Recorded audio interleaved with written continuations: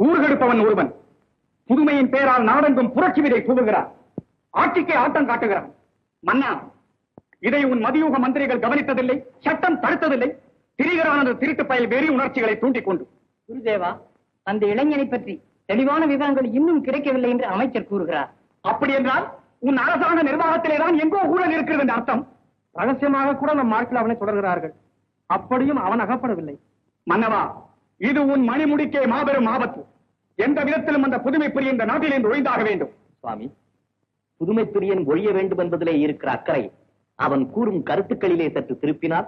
அரசியலுக்கு ஆலோசனை கூற உனக்கு அனுபவம் போதாது. நீ இதில் தலையிட வேண்டாம். அரசே, புரட்சி முடி பேசும் அவனை கேள்வியின்றி விடக்கூடாது. அமைச்சர் இனி அதை அதிக சிரத்தையுடன் கவனிப்பார். நன்றி அரசே. நாட்டின் பெயரை ஞானபுரி என்று மாற்ற வேண்டும் என்று அதற்கென்ன முடிவு? மாற்றம் எதற்கு மறையவரே? மங்களபுரி மகத்தானது ஒரு ஞான வீடாக வேண்டும். திக்கெட்டிலும் உள்ள மக்கள் இதை ஒரு திருத்தலமாக கருத வேண்டும். வேம்புக்கு வெள்ளம் என்று பெயரை மாற்றினால் அதன் கசப்பும் மாறிவிடுமா? சுவாமி, நாட்டிலே பஞ்சம், பசி, பட்டினி பரதவிக்கின்றனர் மக்கள். மங்களபுரி ஞானபுரியாக மாறிவிட்டால் போய்விடுமா அந்த பசியும் பட்டினியும் பஞ்சமும்? அப்போதே சொன்னேன், அரசியலுக்கு ஆலோசனை கூற உனக்கு அனுபவம் போதாது என்று. அரசே, அவன் இதில் தலையிடாமல் இருப்பது மிகவும் அவசியம் என்பதை உனக்கு எடுத்துக் கூற வேண்டியது எனது கடமைகளில் ஒன்று. சுவாமி, மலைநாட்டு மன்னருக்கு இன்னும் கப்பம் செலுத்தவில்லை. பொக்கிஷத்தில் உள்ள பணம் போதாமல் தவிக்கிறேன். நீங்கள் புது செலவு திட்டம் கூறுகிறீர்கள். அதிக அவரை செலுத்தட்டுமே மக்கள். அவர்களுக்கு உண்ண உணவு கூட இல்லை சுவாமி. அரசே, மணிநாட்டு மன்னனிடமிருந்து தூதுவன் கப்பம் கேட்டு வந்திருப்பான். பதில் என்ன கூறுவது அமைச்சரே? அரசியல் அனுபவசாலி, ஆராய்ச்சி களஞ்சியம், அகண்ட உலகம் ஞானானந்த சுவாமிகளை கேளுங்கள், அவர் சொல்வார். வல்லவனுக்கு புல்லும் ஆயுதம் அரசகுமாரா. அரசே, தூதுவனை நாளை அவையிலே சந்திப்போம். என் பேச்சை கேட்டு மூச்சு விடாமல் போய்விடுவதை எல்லோரும் காண்பீர்கள். மணிநாட்டு மன்னவரின் மதிப்புக்குரிய தூதுவரே, மங்களபுரி உமக்கு நல்லவரவு கூறுகிறது. நன்றி. உமது மன்னன் வெற்றிவேந்தன் நலமா? நலம் சுவாமி. அமரும். உமது அரசர் எமக்கு அனுப்பியுள்ள செய்தி என்ன தூதுவரே? மன்னவா, மங்களபுரி மணிநாட்டுக்கு செலுத்த வேண்டிய கப்பம் அதிக நாட்கள் சுணங்கிவிட்டது. எதிர்பாராத சில இடையூறுகள் தாமதத்திற்கு காரணம் காட்டி முடங்கல் அனுப்பியிருக்கலாம். அதைவிட பணத்தையே அனுப்பி விடுவது சாலச் சிறந்தது என்று சிந்தித்தோம். அரசியல் விதிகளை நீங்கள் அறியாது போனது மிகவும் வருந்ததற்குரிய விஷயம். உங்களுடைய மௌனத்தை அலட்சிய மனப்பான்மை என்று கருதுகிறது எமது அரசாங்கம். நாங்கள் கனவிலும் நினைக்க மாட்டோம் அப்படி. நண்பரே, கப்பம் சுணங்கியது அலட்சியத்தால் அல்ல, நாட்டிலே உள்ள வறுமையின் காரணத்தால். ஆமாம் தூதரே, நாட்டிலே மழை இல்லை, விளைவில்லை, மக்களுக்கு வரி கொடுக்க வகை இல்லை. இது உங்கள் உள்நாட்டு விவகாரம். கப்பத்திற்கு என்ன பதில்? தாங்கள் சற்று பொறுக்கும்படி வேண்டுகிறோம். வருந்துகிறேன் இளவரசே. இன்னும் 10 தினங்களில் கப்பம் வந்து சேர வேண்டும். தவறினால் மணிநாட்டின் படைபலம் மங்களபுரி நோக்கி நடக்கும் என்று கூறவே நான் வந்தது. வாழ்க மங்களபுரி. வருகிறேன். மாமுனிவா. போய்விட்டான் மன்னவா தூதுவன். ஆனால் போய்விடவில்லை சுவாமி, தொல்லை. 10 தினங்களில் பணம் கட்டியாக வேண்டும். என்ன செய்வது?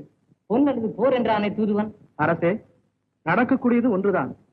இருக்கும் பணத்தை வெற்றிவேந்தரிடம் எடுத்துச் செல்ல வேண்டும். இல்லாத பணத்திற்கு அவரிடம் தவணை கேட்க வேண்டும். அதைத்தான் யார் செய்வது என்று கேட்கிறேன். சூழ்நிலை உணர்ந்து சுமூகமாக காரியம் சாதிக்க நம் இளவரசரே தகுதியுடையவர் என்பது எனது அபிப்பிராயம். ஆம் அண்ணா, அதுவே சரி. தூது செல்லக்கூடாது துறவி. ஆனால் அரசியலுக்கு மட்டும் ஆலோசனை கூறலாம். விஜயா, அப்பா, நாட்டின் நலன் கருதி நீயே மணிநாடு செல்ல வேண்டும். ஆகட்டும். மங்களம் உண்டாகட்டும். தன்ய நானேன் சுவாமி.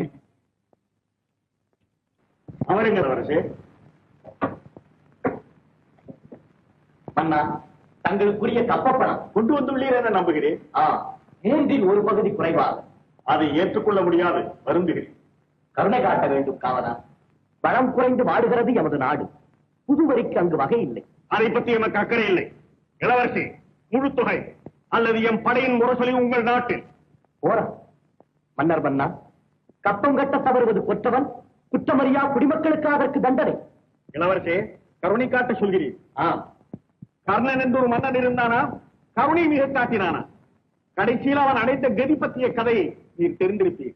நான் ஒரு கதனாக இந்த நாட்டின் சரித்திரத்திலே இடம்பெற விரும்பவில்லை. உங்களுடைய முடிவு? கப்பப்பணம் முழுவதாக அல்லது போர் உடனடியாக? மன்னவா, என் நாட்டின் சார்பில் முடிவு கூற ஒரு நாள் அவகாசம் தேவை. சரி, நாளை மீண்டும் சந்திப்போம். அந்த மனுஷன் பொன் அல்லது போர்னு சொன்னாரு. நாமும் சட்டைக்கு போயிட வேண்டியதானே? போர் தொடுத்தால் எத்தனை பேர் மடிய வேண்டும் தெரியுமா? போட்டுமே, அப்புறம் இருக்கிறவனாவது சௌக்கியமா இருப்பான்ல. பேசாதே, அவர்கள் அப்படித்தான் சொல்லுவார். அது நீ அதை பற்றி என்னிடம் பேசக்கூடாது. யாரிடமும் பேசாதே. நான் சொல்வதை கேள். இது ஒரு பேச்சா? அரசே, உங்களுக்கு சேர வேண்டிய கப்பப்பணம் முழுவதும் எண்ணி பார்த்துக் கொள்ளுங்கள். கையிலே பணத்தை வைத்துக் கொண்டுதான் நேற்று அந்த சொற்பொழிவு நிகழ்த்தினீரா? வைத்துக் கொண்டு இல்லை என்பவன் வஞ்சகன், உண்மையை மறைப்பவன் உண்மத்தன், பொருளிருந்து மீயாதவன் அரக்கன். இந்த சமூக துரோகிகளின் பட்டியலிலே நானும் ஒருவன் அல்ல வேந்தே. ஒரே இரவில் இவ்வளவு பணம் எப்படி வந்தது? நீதியும் சத்தியமும் உலகத்தில் இன்னும் அழிந்து விடாத காரணத்தால். மன்னவா, என் நெஞ்ச குமுறல் கேட்டு அபயமளித்தது ஒரு மனித தெய்வம் இந்த கலியுகத்தில். ஆம் அரசே, எத்தரும் ஏமாற்றுக்காரரும் பெருகிவிட்ட இந்த நாட்டில் இன்னமும் இருக்கின்றனர் பண்புடையோரும் உண்மை அன்புடையோரும். வேந்தே, எனக்கு விடை கொடுக்க வேண்டும். சென்று வாருங்கள் இளவரசே. நம் இரு நாடுகளிடையே இனி போரே கூடாது. இருக்காது வேந்தே. நேற்று எனக்கு உதவிய கருணாமூர்த்தி போன்ற மனித தெய்வங்கள் உலகத்திலே இருக்கும் வரை நாட்டிலே அன்பு வளரும், அமைதி நிலவும். பாருங்கள் வேந்தே, இன்னும் சிறிது காலத்தில் நம் இரு நாடும் ஒரு நாடாகும். அவ்விதமே ஆகட்டும் அரசகுமாரா. வாழ்க மணிநாடு.